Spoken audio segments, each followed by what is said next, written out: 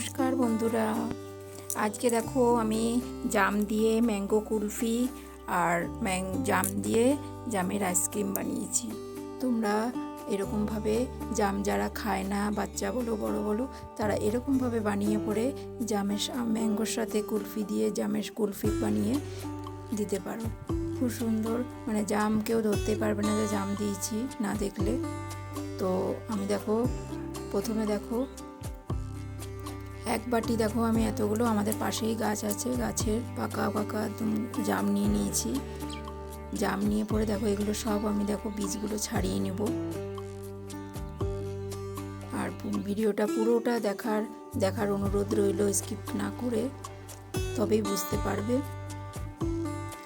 তো আমি জাম যেগুলো যতটা এক বাটির মতন ছাড়িয়ে পরে এটা আমি পেস্ট করে নিলাম। কত সুন্দর কালারটা দেখো, জামের অরিজিনাল কালার একদম। তারপরে জামগুলো দেখো আমি কড়াইয়ে দিয়ে পরে হাফ বাটির মতন আমি চিনি দিয়ে দিয়েছি। চিনি দিয়ে পরে জামটাকে পুরো একদম জেলির মতন কষাতে থাকবো, জেলির যেরকম কষায় সেরকম। এরকমভাবে তোমরা জামের জেলিও বানাতে পারো পাউরুটির সাথে, হ্যাঁ, তারপরে রুটির সাথে খেতেও দারুণ লাগে।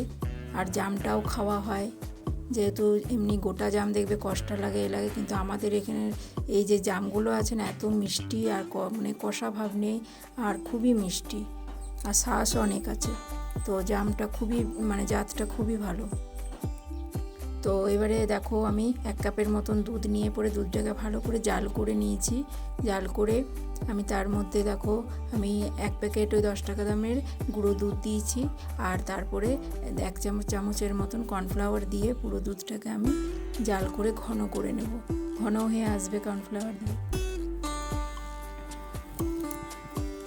ঘন করে। তারপরে দেখো আমি সেটা আবার ভালো করে ওটাকেও আবার মিক্সারে ভালো করে পেস্ট করে নিতে হবে, একদম স্মুথভাবে পেস্ট করে। তারপরে যে জেলিটা বানিয়ে রেখেছিলাম সেটা আমি মিক্সারে দিয়ে পরে একবার ঘুরিয়ে নেব। মিক্সারে ঘুরিয়ে নেওয়া হয়ে গেছে। তারপরে দেখো আমি আমের মধ্যে এই পেস্টটা দিব, জেলিটা। তো যেহেতু তাহলে আমাকে আটিটা আমি কীরকম করে দেখো বের করছি, এরকমভাবে তোমরা বের করে নেবে, খুব সহজেই বেরিয়ে যাবে। ভিডিওটা যদি ভালো লেগে থাকে তো লাইক করে সাবস্ক্রাইব করে পাশে থেকো, আর বন্ধুদের সাথে শেয়ার করে দিও। এরকমভাবে জামের, মানে আমি তো দেখিনি মানে কোথাও ইউটিউবে যেরকমভাবে কুলফি বানিয়েছি। তো আমি ভাবলাম যে যারা খায় পছন্দ করে না জাম, তাদেরকে এরকমভাবে খাওয়ালে দুটোই ফলই খাওয়া হয়, আমও খাওয়া হবে, জামও খাওয়া হবে। কালারটা যেরকম, যতটা আমি মানে কালার ফলের মধ্যে যে কালারটা দেখেছিলাম সেই কালারটা দেখো আমি পেস্ট করার পর কালারটা চেঞ্জ হয়ে গেছে, যেহেতু আমি এটা দুধের সাথে করেছি। তো থাক, আমি কোনো ফুড কালার ব্যবহার করিনি, দিতে পারতাম কিন্তু আমি দিইনি, যেহেতু আমি না ফুড কালার ছাড়াই আমি এটা করব, মানে জামের যেটুকু কালার আসবে সেটাই আমি এটা করেছি। এগুলো বাকি যেগুলো আছে আমের মধ্যে আমি দিয়ে পরে তারপরে দেখো ওইগুলো বেঁচেছে, তো আমি আইসক্রিম বানিয়ে নিলাম। 6টা আইসক্রিম হবে কাপের মধ্যে ঢেলে। তারপরে দেখো এগুলো সব সিল করে কাঠি ঢুকিয়ে নেব, দিয়ে পরে ফ্রিজে আমি 8 ঘন্টার মতন রেখে দেবো। এই 8 ঘন্টা পরে আবার আসছি। তারপরের দিনে দেখো আমি ফ্রিজ থেকে বের করে আবার এই আমটা ছুলে নিতে হবে।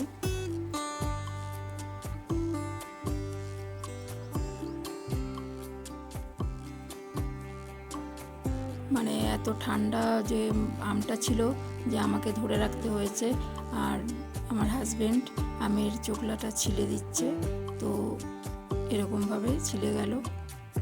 তারপরে দেখো কত ভরে উঠেছে, একদম ভরে ম্যাঙ্গো কুলফিটা আছে। এগুলো পিস পিস করে আমি কেটে নেব। খেতে তো খুবই অসাধারণ হয়েছে, আর জামের ফ্লেভার অল্প অল্প আসছিল, দারুণ হয়েছিল। মানে প্রথমবার এটা আমি মানে করলাম তোমাদের সাথে শেয়ার, আর প্রথমবারও আমি এটা বানিয়েছি। তো তোমাদের যদি ভালো লেগে থাকে তো কমেন্ট করে জানাবে, আর বাড়িতে অবশ্যই বানাবে এখন জাম থাকতে।